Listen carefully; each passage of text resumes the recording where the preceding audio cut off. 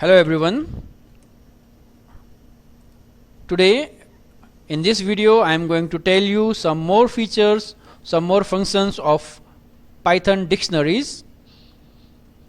In my previous video of dictionary I have told you what is a dictionary, how to create a dictionary, what are the different features and functions of the dictionary, and I have also told you about del statement and pop function of a dictionary. Now first of all, what is a dictionary?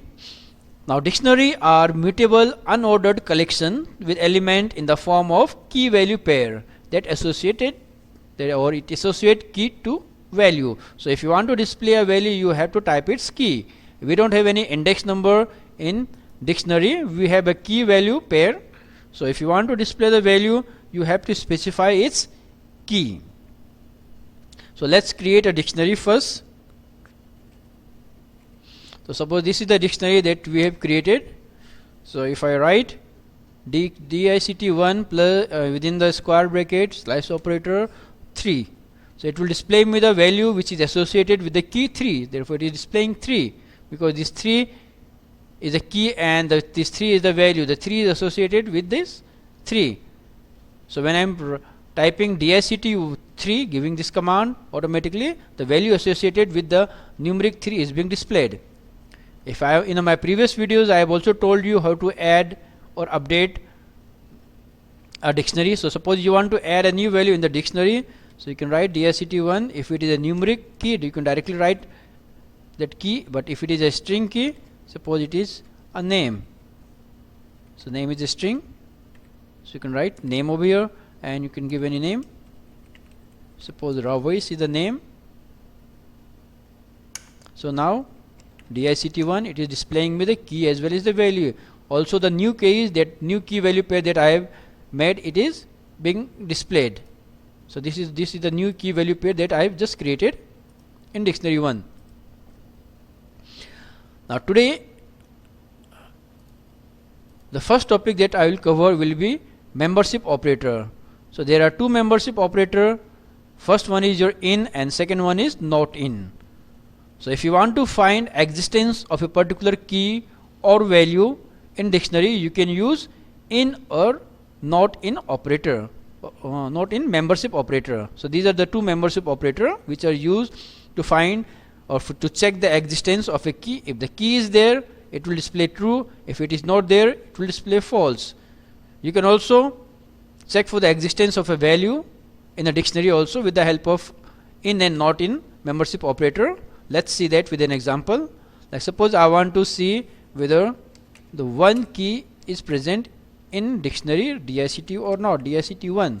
So it will display 1 is not defined because there is no key with the name 1. We are having 2, 1, but these are not keys, these are the values. So if you want to display, if you want to check for a key, then for that let's give them change it to 1. So 1 is the key. So when I will give 1 in dict, so it is displaying true because 1 is a key and it is present there. Same case name. Since name is a string, so I will write it in double quotes.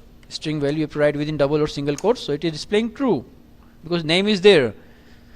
Same thing you can do with the help of not in. So not in operator will return the true if the given key is not present in the dictionary. So I write here 1 not in dict1. Since 1 is present in dict, I have used not, therefore it will display false if it is present. But if certain value is not present in the over there, so like I have written 71 is not there, in case of not in, it will display true, that it will reverse the output. But in case of in, if the value is not present there in the list, it will display false. Now however, we can also check values in the dictionary. So if you want to check whether a value is present in the dictionary, then for that I have to write, suppose I want to check whether 4 is present in dictionary, 4 in DICT1, you have to write dot values, VALUES. So when you write dot values, it will not check the index number, it will check the values, whether that particular value is present in the dictionary or not. Since 4 is there in the dictionary, it will display true. You can see the 4 over here, the 4 is there, therefore it is displaying true. So if you want to check the index number, you can directly write index number in DICT1, name of the dictionary, it will display true or false. If you want to check for the values, you have to write name of the value that you want to find in DICT, name of the dictionary, dot values you have to write. Dot values is a must. So if you write over here 4 in DICT values, it will display 4, because 4 over here, numeric 4 is the key, not the values.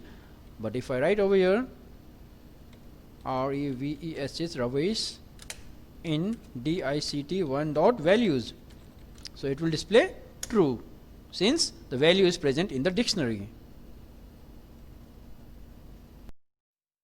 Next we will be doing the length function. Now suppose this is the dictionary that we have created. The name of the dictionary is EMP1. The use of length function or the length method of a dictionary is that it counts number of elements present in the dictionary. One key value pair is known as one element. So this salary and 40,000, this will be your one element, this will be another element. So we are having 3 elements over here. So if you want to count how many elements are there in your dictionary, you can write EMP1.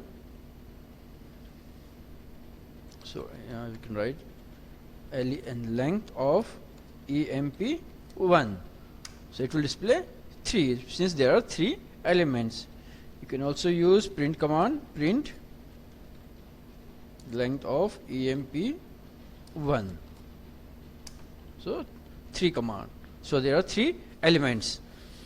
The next method that we are going to learn is clear method. Now, as in my previous videos, I have told you the use of del statement and the use of pop. Now with the help of del statement, you can delete a particular element, that is a key value pair, or you can delete entire dictionary. If you give this command del EMP1, it will delete your entire dictionary along with the content. But you don't want to delete the dictionary. Suppose you just want to clear the content present in your dictionary. For that we will give the command clear command. So clear command, it is used to clear only the content of the dictionary. The dictionary will remain there, but it will be blank. But when you will give the del statement, when you will give the del, this command EMP1, when you will give this command, it will delete your dictionary also along with the content. The dictionary will be deleted. Let's try it. Let me create a copy of EMP1. Suppose I have created a copy of EMP1 and named it EMP2. Now I will be having 2 dictionary. One is EMP1 and another one is EMP2. So EMP2 I am having, EMP1. Now I am having 2 similar dictionary. Now suppose I will give this command del EMP2. When I will give this command, it will delete EMP2. So when I will write EMP2, nothing is there. EMP2 is not defined because it has removed EMP2 along with the content. But suppose I just want to clear the content, I don't want to remove the dictionary. For that I will give clear command EMP1. There are values inside it. So EMP1 dot clear, clear. So it will clear the dictionary named EMP1. It will not delete it. It will only clear the contents which are present, or it will clear only the elements which are present in the dictionary. So when I will next time when I will give the command print EMP1, now this is your blank dictionary. There is nothing inside it. It is a blank. But the dictionary is present there, but it is blank.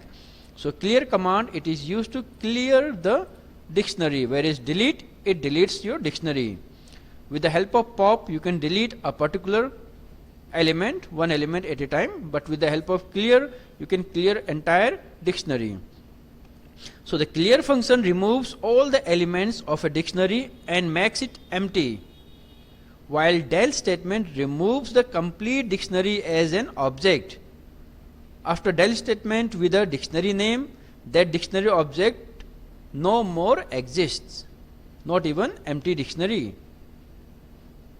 So if you want to permanently delete a dictionary, you can give the command del, but if you want to clear the content, you can use clear command, or if you want to remove elements one at a time, you can give the pop command also, pop function. So the next function that we will be doing will be our get function or the get method. But first let's create a dictionary. So the dictionary name is suppose EMP, and I have written here name. Okay, name is the key and John is the value. Second key is your age and 45 is the value, and the third key is salary and the value is 60,000. So EMP is our dictionary and name, age and salary are keys. John, 45 and 60,000 are your values. Now the next function that we will be doing is get function or the get method. The get method, it is used to get the items with the given keys. Also you can specify our own message if the key is not present. So emp1 emp dot get and then name, you have to specify the key and it will display the corresponding values. So with the help of get method, you have to specify the key and it will get the values corresponding to that particular key. Also if the key is not present, you can display any appropriate message. Suppose the key is not present, you want a message to be displayed, key not present. So if the key is not present, suppose you have written over here address. Since address key is not present, it will display key not present.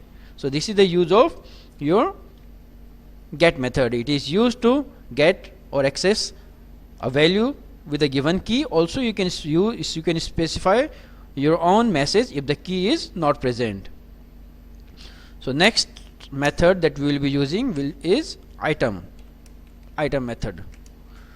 Now this method returns all the items in the dictionary as a sequence of tuple. That means it returns all the item as a tuple.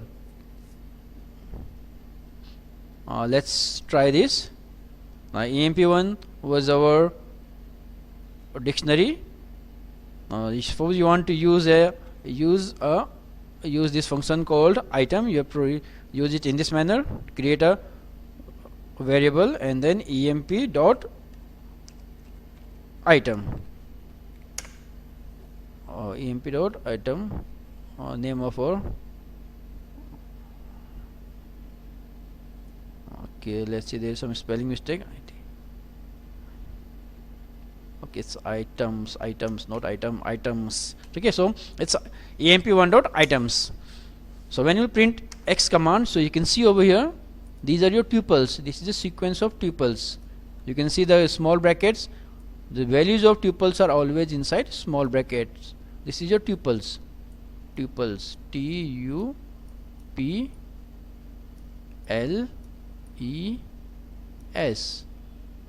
Tuples are always within small bracket, whereas lists are within square bracket, and the value and the dictionaries are within, values of dictionaries are within curly bracket. So these are your tuples. So we are having 3 pairs of tuple, and if you want to access these values one by one, you can use the for command. For, you can take any loop variable for a in x, and then you can print a.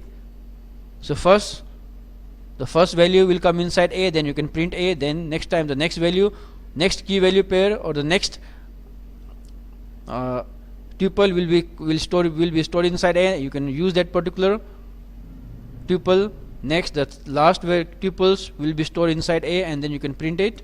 So this way you can print one by one all the sequence of tuples.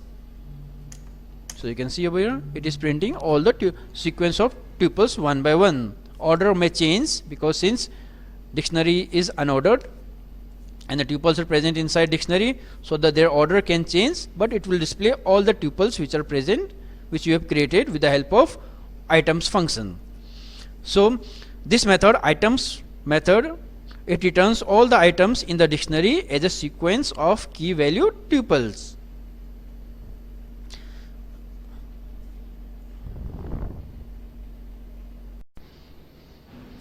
So the key method, it returns all the keys in the dictionary, and the value methods, it returns all the values from the dictionary as a sequence, as a list. So here you can see, so when you are giving the keys, name of the function called keys, after the name of the dictionary, it will display all the keys present in the dictionary in the form of list. So you can see this square bracket over here, this is a list of sequence, or a sequence of list consisting of only the keys. Same way, if you will give the command dot values, that means if you are using the function dot values, it will display you only the values, it won't display you the keys, just the values will be displayed. So these are some of the functions that you have to use in dictionary. Keys is a function, values is a function, pop is a function, item is a function, update is a function that we will be doing next. So next is our update method, or the update function. The update method or the function, it merges, that is, it combines key value pairs from the new dictionary into the original dictionary, adding or replacing as needed. So here we have to create a new dictionary. Now this is your old dictionary, the original dictionary, and this will be your new dictionary. So the item in the new dictionary are added to the old one. So the items in the new dictionary, whatever new items you have created over here, these are added to the old one and override any item already there with the same key. So this dictionary item will be taken for updating others dictionary. This is the original dictionary that will be updated. So let's see this with an example. So as I have already told you, the update method merges, that is it combines key value pair from the new dictionary into the original dictionary, adding or replacing as needed. The items in the new dictionary are added to the old one and override any new item already there in the with the same key. So the item in the new dictionary are added to the old one and override. It overrides any items already there with the same key. So suppose this was our EMP1, that was our original dictionary, and this EMP2 is the dictionary that is a new dictionary. So EMP1 needs to be updated. So since we are having name, salary and age keys in in the old dictionary, and in new dictionary also we are having name, so this name will replace, or also we are having salary. Now these two, name and salary, these are also present in EMP1. So these values, that is the name and this salary, will replace this John and this 10,000. This will be replaced, and since there is no department over here, so this department will be added in EMP1. So the items in the new dictionary are added to the old one. So the items in the new dictionary, that is DEPT is the item which is not present in EMP1. So this DEPT will be added in the EMP1, and it overrides any item already there in the same with the same key. So it will overwrite the item with the same key. So we are having a name over here. Here also we are having name. So this name will override this. So earlier it was name John in EMP1. Now it will become name Divey. So let's see further in the example. So if I am given the command EMP1 dot update EMP2, so EMP2 will update EMP1. So when I will give the command EMP2, it will display the values of EMP2 as it is these are the value of emp2, it is same. But when I will give the command emp1, so it will show me the updated value. New values of emp2 will be added. DEPT was not there in emp1, so you will find DEPT has been added. This value has been added. Age was already there, so it is there. Now name and salary, now they has been updated. Earlier the name was John, it has been replaced with the new name which is Dive, and the salary was earlier 10,000 in emp1, now it is 52,000. So as I have already told you that the update method, it merges, that is, it combines key value pair from the new dictionary into the original dictionary, adding and replacing as needed. The items in the new dictionary are added to the old one. So new dictionary items are added to the old one. This is emp1 is the old dictionary. So the new item are added into the emp1 and overwrite any item already there with the same key. So if you are having a key which is also present in old dictionary as well as in the new dictionary, so the new dictionary key will overwrite the key and the value of the old dictionary. The same thing it is doing over here. So we are having a name key in the old dictionary and we are having a name key in the new dictionary. So the new dictionary name key and its value is overwriting or is overwrite this name key and the John value. So you are getting over here name and Dive. This value was present in emp2, that is the new dictionary. It has been updated into the older one, that was emp1. So this is the use of update method. This is all about your Python dictionary. I hope you have enjoyed it. Thank you for watching this video.